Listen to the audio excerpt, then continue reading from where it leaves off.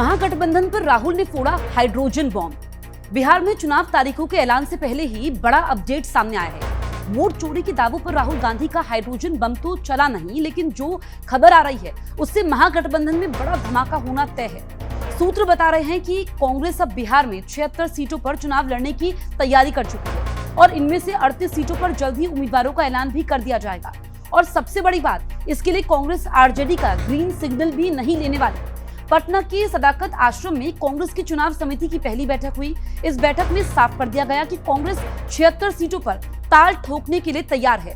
3 दर्जन सीटों पर नाम लगभग फाइनल हो चुके हैं। प्रदेश अध्यक्ष राजेश राम और प्रभारी कृष्णा अल्लावारू ने भी ये कह दिया कि अंतिम फैसला हाईकमान लेगा, लेकिन इस बार कांग्रेस किसी समझौते के मूड में नहीं।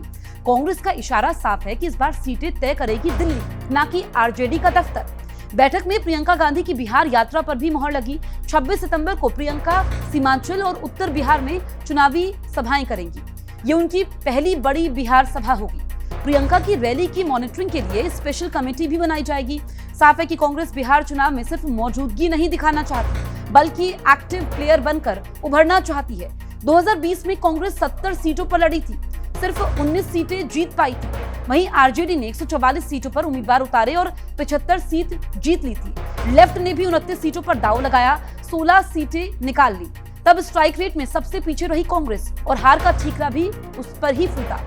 अब जब कांग्रेस 76 सीटें मांग रही है तो आरजेडी समेत बाकी सहयोगी दलों को परेशानी होगी।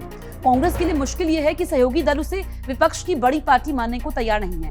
कांग्रेस का तर्क अलग है। पार्टी कह रही है अच्छी और खराब सीटों का बंटवारा बराबर होना चाहिए। साथ ही सीमांचल और मुस्लिम बहुल सीटों पर वो ज्यादा हिस्सेदारी मांग रही है। कांग्रेस नेताओं का कहना यह है कि जब उसके 4 में से 3 सांसद सीमांचल से आते हैं तो विधानसभा सीटें भी वहीं से ज्यादा मिलनी चाहिए। यानी इस बार कांग्रेस सीट बंटवारे में सिर्फ खाना पूर्ति नहीं बल्कि बराबरी चाहती है। इस बार इंडिया गठबंधन में सिर्फ आरजेडी और कांग्रेस ही नहीं बल्कि जेएमएम और पशुपति पारस की आरएलजेपी भी शामिल है।